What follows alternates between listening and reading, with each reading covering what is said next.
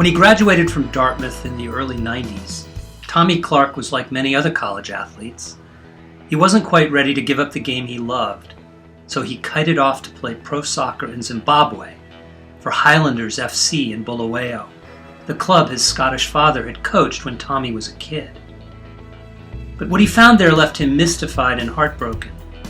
7 of his dad's finest players, seemingly invincible footballers whom Tommy had idolized, were dead or dying. Worst of all, no one dared say why.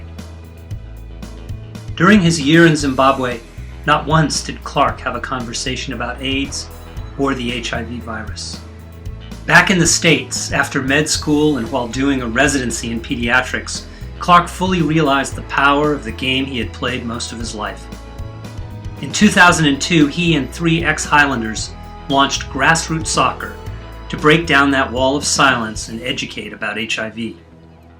Using the secret sauce of soccer, grassroots soccer broaches difficult subjects with humor and fun, and most important, to lasting effect. The demonstrated success of grassroots soccer has helped drive a decline in infection rates across a dozen African countries.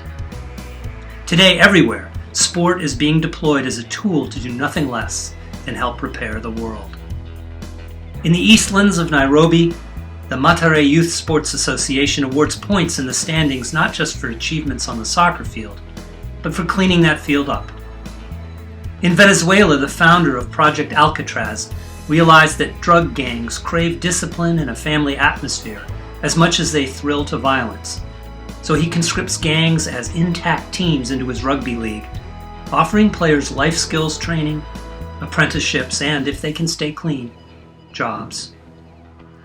In post-conflict Cambodia, a hugely successful volleyball league not only provides recreation to the disabled, but with sponsorship and exposure has so transformed public attitudes that many of the 40,000 amputees in that country now wear shorts to proudly show off their prostheses. In cities around the U.S. where public funding for schools and social services is drying up, sports teams, programs, and clubs are rushing into the breach, delivering whole curricula to school districts in need, leading enrichment and after-school programs, and even setting up charter schools. The movement is called Sport for Development and Peace, or SDP, and smart practitioners on the ground have figured out how to make their efforts self-sustaining. In Germany, Box Girls, a women's boxing program in Turkish immigrant neighborhoods, sells gym memberships to the public, runs a cafe on the premises, and hires out motivational speakers to women's groups. In Mozambique, FC Manica, a soccer club, buys computers for life skills programs with proceeds from harvesting fruit from trees that have been planted around its pitches. At every inflection point in South Africa's journey to a functioning, multiracial democracy, sport has been there, whether in the international sports boycott that helped banish apartheid, or in the soccer league that imprisoned inmates on Robben Island ran among themselves, and in which they learned the obligations and workings of self-government, or in the unity that President Nelson Mandela and national rugby captain Francois Pienaar forged around the Springboks' victory in the 1995 World Cup. The spirit of that ethic has reached Middlebury. The Panther Athletic Department has its own environmental sustainability coordinator. Half the student body engages in some sort of volunteerism or public service, and virtually all varsity athletes do. Undergraduates and young alumni alike have become players in this burgeoning movement, sparking the spirits of others as they've had their own idealism kindled. Tonight we'll meet 4 of them and learn how each is working to harness the power of sport.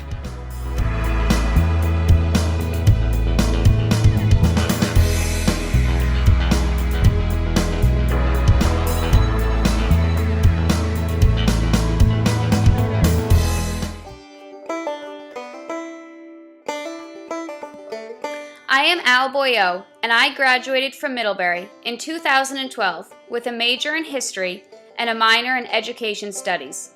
Throughout my time at Middlebury, my 2 biggest passions were always squash, which I played here for 4 years, and working with underserved children.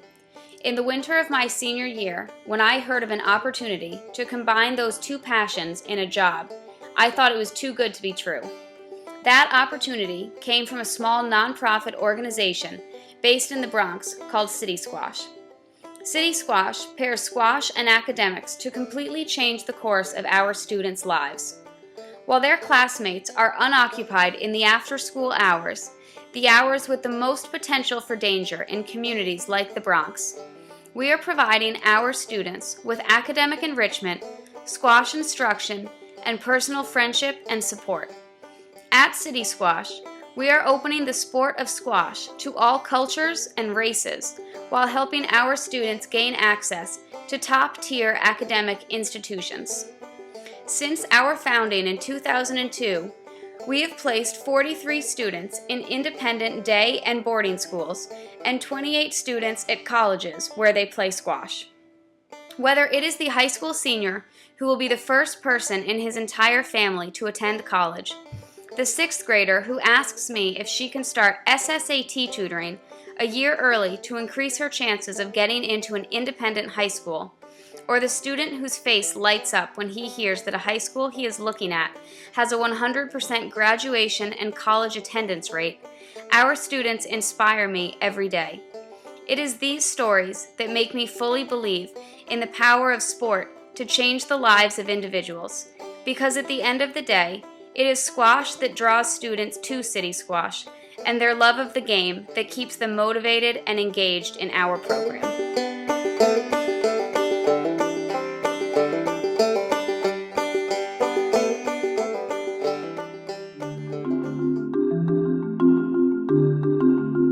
I'm Dave Campbell, and I graduated from Middlebury in 2009, majoring in economics and captaining the lacrosse team. In January of my senior year, I joined Lacrosse Nation's founders Brett Hughes and Brad Corrigan on their organization's pilot trip. Upon arrival in Managua, Nicaragua, I found myself in the middle of La Treca, a trash dump community, surrounded by filth, disease, and despair. The inhospitable place made me ache with confusion, sadness, and at times anger. Then, led by dozens of children, we found our way to a field. The place transformed. With lacrosse sticks in hand, we ran, we laughed, and we played. And for those moments, we were all completely present. In doing so, I saw the beauty of the human spirit, the strength of the human will, and the internal source of human happiness. When we left La Treca, our hearts and minds stayed. I joined the board of directors, and together we worked to build programs to help both present and future needs by offering a PE lacrosse program backed by a life skills curriculum, a feeding program, and educational support. We have grown the program to include another community in Nicaragua, one in Costa Rica, and two in the United States. It has been a joy to see the sport that has helped guide me through life and has helped strengthen the lives of others. My involvement with Lacrosse Nations led me to the development of GivingSomething.com. Along with Mike Stone, we've created an online platform similar to a wedding registry where donors can send real goods to nonprofits. As a result, Giving Something helps nonprofits and donors connect in a more tangible and transparent way. This summer, as part of our outreach, Mike and I embarked on a 7-week volunteering road trip to lend a helping hand and to learn more about the nonprofits that we seek to serve. Giving Something is now working with nearly 200 nonprofits, with new partners joining every day. Through my work with Lacrosse Nations and Giving Something, I've learned about the incredible need in both our country and the world. It is our responsibility to make the most of our gifts, our capabilities, and our capacity to help others. Be it our own community, a community we're visiting, or a place that we'll never go, we can all make a difference because giving does not need to be an act of greatness, rather an act of gratitude.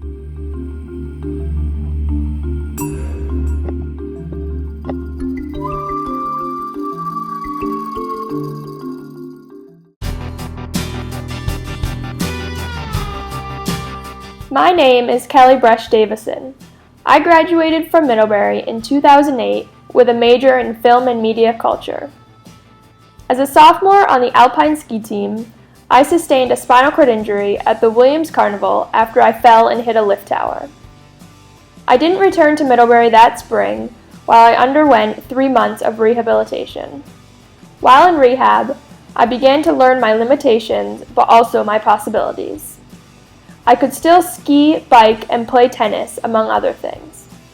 But adaptive equipment comes at a high price. So when I returned the following fall to Middlebury, the ski team, decided to organize a 100-mile bike ride to raise money to buy me a monoski and a hand cycle. They needed to raise $10,000 for these 2 pieces of equipment. They raised $65,000. Inspired by the ski team's effort and the people I met in rehab, we started the Kelly Brush Foundation for the dual purpose of improving ski racing safety and providing adaptive sporting equipment grants for people who can't afford it. Every fall since, we've run the Kelly Brush Foundation Century Ride. We've raised over $1 million in the past 6 years. I was lucky enough to have the ski team buy me the hand cycle and monoski, but the prohibitive cost of adaptive sporting equipment prevents a lot of people with spinal cord injuries from enjoying the sports and activities all of us here take for granted. Through the foundation, we're trying to make the sport that has given me so much safer and get people with these debilitating injuries outside and enjoying activities they may have thought were no longer possible.